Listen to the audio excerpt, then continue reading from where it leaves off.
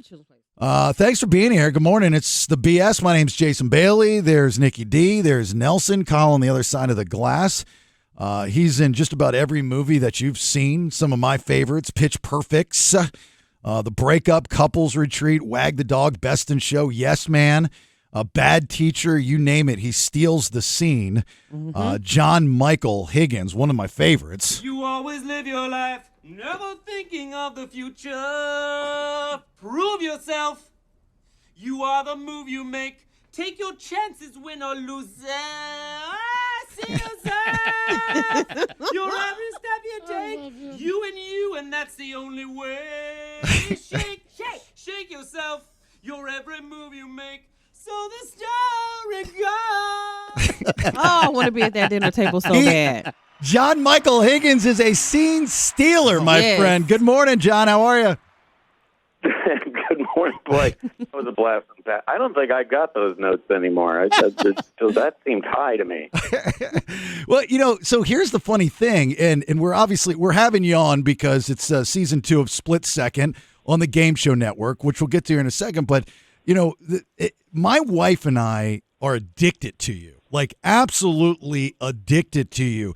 Like one of our go-tos is any of the Pitch Perfects and Couples Retreat. I mean, your cadence and the way your style of comedy is like so special. When you look at Vince Vaughn, does me taking notes bother you? Interesting. And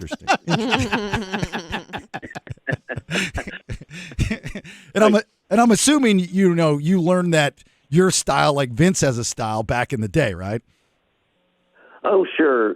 I don't know. It's sort of who I'm working with. Vince, we like to work together because he likes to improvise, and most of the movies I end up doing the scenes I do are improvised, even though it may be a written script. But they bring me in and they say, Michael, say whatever you want, which is sort of annoying because I'm like, well, no one paid me to write this. I'm just an actor, But yeah, with Vince, it's always fun just because I sort of know how to set him up to get him, into his sweet spot, which is sort of, frustrated and tough, and and so you just have to figure it out. I mean, the Couples Retreat was.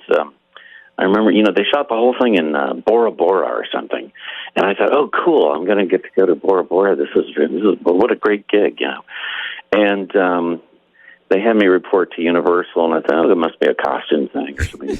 And I get there, there's a giant, we're in stage 12, and there's a little set of like a thatched house, and then it's like, what's that? I said, well, that's your set. I was like, whoa, wait a minute, can we go to Bora Bora?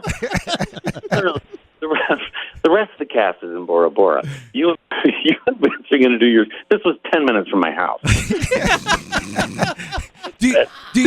I've been robbed. So as a fan watching these movies, especially Couples Retreat, right? And like my wife and I can recite the movie. Like we sit there and we watch it and we just recite all the lines. But when you're in it and they're your lines, do you have a favorite scene that you like to, with maybe your wife and your family or your friends, that you like to repeat from your movies? Oh boy, no, I think I think me repeating my own lines is just sort of tasteless. That's for other people to do. It'd be like a party bore. But I do recognize that some of the scenes, that I've done in movies are really funny. I mean, I think those Pitch Perfect, those were all off the cuff too. I had no idea what I was going to say before I sat in front of that. Really? That what they wanted me to be was like offensive, which is fine. That's easy to do. But in these days, we couldn't make. You know what? Frankly, I couldn't make any of the movies that you just listed. They're just not okay, and I don't know when that's going to change or how if it is at all. But maybe that's why I started doing game shows. Yeah, well, and you as a game show host, we were just talking the other day about the book that's out that claims that like when Richard Dawson was doing Family Feud, the contestants had to be tested for herpes because he was the lip locker.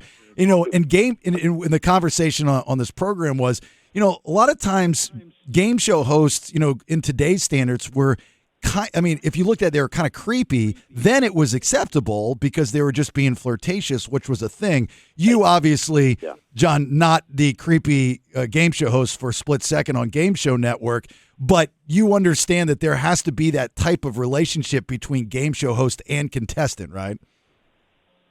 Yeah, you know what? The game doesn't really work. I feel like the game doesn't really work unless there's some sort of human connection. But I think that's really what those guys were up to. They wanted to relax the contestants, make them happy, make them feel at home. It's really important to get them to perform well. They play the game better if they're happy and relaxed. Mm-hmm. And it's hard because it's a weird day.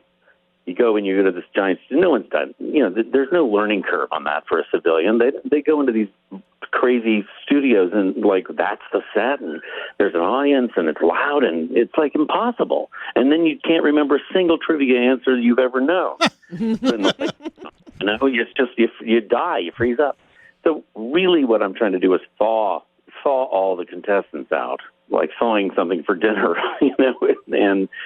and just get them comfortable and happy. Of course, it's just a bad idea. It probably was a bad idea back then to in the personal space or kiss them or something like that. Many times they'll grab me and hug me because they've won some money or something, but it's just a sort of an animal instinct mostly. They just need to hold on to something, So, but it's a tricky job. It's just like a lot of people management and a lot of game management. I had no idea it was as hard as it was when I started. Well, I can assume it's, mentally draining, because you really are quarterbacking a lot of different players on the set.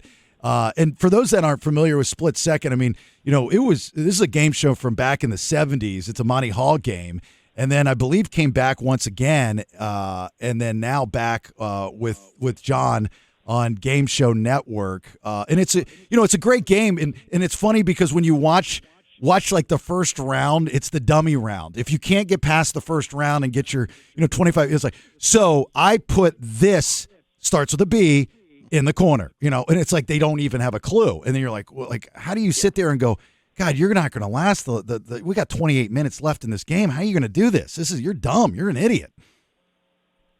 Yeah, it happens, or they're frozen up, or something like that. And you're right. The first round is a gimme, and if they can't do the first round, then we may be in trouble. I'm going to have to pull out a lot of jokes or something like that. But sometimes it's just that they're nervous in the first round, and they actually sort of warm up and they do well.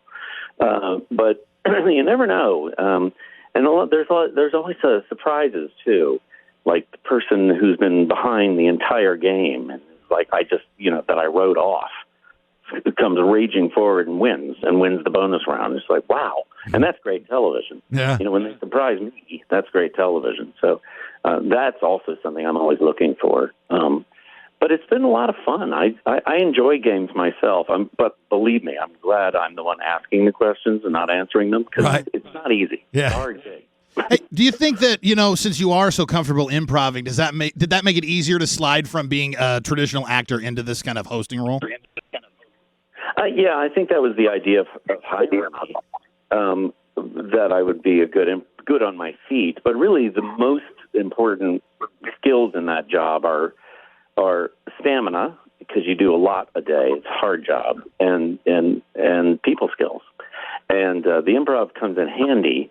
But then again, a writer can write that stuff. Have you ever, you're talking about a lot of the lines that you do improv, especially this stuff with Pitch Perfect and you and Elizabeth Banks, and it's funny, and you're the misogynistic kind of, and she's you guys are it's a good team. But you've worked with some of the biggest stars out there, Jim Carrey, Vince Vaughn, you name it, Cameron Diaz, Justin Timberlake, all these different people. Has anyone said to you, either, John, you got to tone it down. I can't follow that. Or they actually said, that was good. You made it better. Yeah. Improv is tricky that way. There's a lot left on the cutting room floor. There's a lot. In order to get the great line, you really have to experiment. You have to push. And that's what a lot of people don't understand when they visit a set. It's like there is some sausage making going on. It's not, sometimes it ain't pretty, something, jokes that are tried, they're too offensive. That happens a lot. Jokes that are just don't quite fire properly, or they're a little off story, and they die, And what you guys see as a finished product is, an editor saying, boy, if I can follow joke A with joke B, that performer looks like a genius, and B, we get a lot of laughs. We get big booming laughs, rolling laughs. You just small laugh, bigger laugh, bigger laugh, bigger laugh. That's what editors do. It's an editor's medium. Can I tell you something, John? I'm a 48-year-old man, and Pitch Perfect is, in my opinion, 3 is one of the saddest endings ever to a movie. I mean, we're talking Officer and a Gentleman ending. Oh my God. Like when Becca brings the rest of the Bellas up on stage. And I just want to know, as the man in the movie, when you watched it for the first time, did you have the same effect as I do every time I watch it? So you are really moved when the Bellas come up. Yes, he is. You have no idea how moved. I'm not bidding on you, John. This is a true story. Like, I have to look another way when I'm watching with my wife because she knows that I have tears of sad joy, happiness, weirdness in my eyes. Well, let me tell you this. Maybe this will warm your heart. We did 3 of those movies, right? And movies, that's a long 3 years. It's more like 60 or whatever it is. It's a long time. And I have to say, when they were shooting that last bit that you're talking about, I think we were in Toronto. I can't remember. But, and I watched the girls come up, and I've known them for a long time. And, boy, we've been through, the Pitch Perfect ride was a big ride for them, and it was a big deal in their lives. And, it's boring to shoot a movie. You're just lip syncing, and, you cut after one word, and then you got to wait 10 hours and cut it after another. It doesn't really flow like it does for the audience. But I watched them. I was moved. I was looking at them and I said, boy, those girls have really been through something. Yeah. And there's going to be a 4th one. Thank you. Even the first one, when Becca comes out with Simple Minds and she puts the hands up and my man like from Breakfast, stop it. That is good stuff. I think it's just that, they're familiar to you, having watched 1 and 2, and they got a hook in you in some. And it's probably true for the actresses as well. It's like those are fictional characters they're playing, but they feel really close to them. They are them in some way, and I'm sure it was moving for them. I know it was moving for them. I remember it. I got it. I listen. It was going through. I got it. I got what they call a toner because of that movie.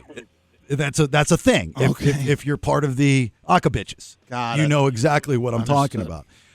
John Michael Higgins, season 2 of Split Second, Game Show Network. I love you so much. Have a happy holiday. Merry Christmas. God bless you. Thank you for being you. My wife and I will watch you numerous times this weekend, probably with Couples Retreat. Thank you for doing everything you do, sir. You've warmed my heart. Happy holidays to everybody over there and to all your listeners as well. All right, take care, sir. Have a good weekend. Thank you, John. All right, we'll see you. God, I love that guy. Could do that for an hour. Yeah. Like scratching the surface. Didn't get into any of the Christopher Guest stuff. You know what I mean? I would love to know if that guy holds him to the page. Well, what's his name? We watched the 4-hour Indian movie. Like none of that was. I'm Scorsese. not faking it. Like my wife and I, when we watch like Couples Retreat or Yes Man and stuff like that, we sit there and he just is a scene stealer. Yes. And you forget Vince Vaughn is in the movie because he's just stealing the scene in Couples Retreat. Absolutely love it. All right.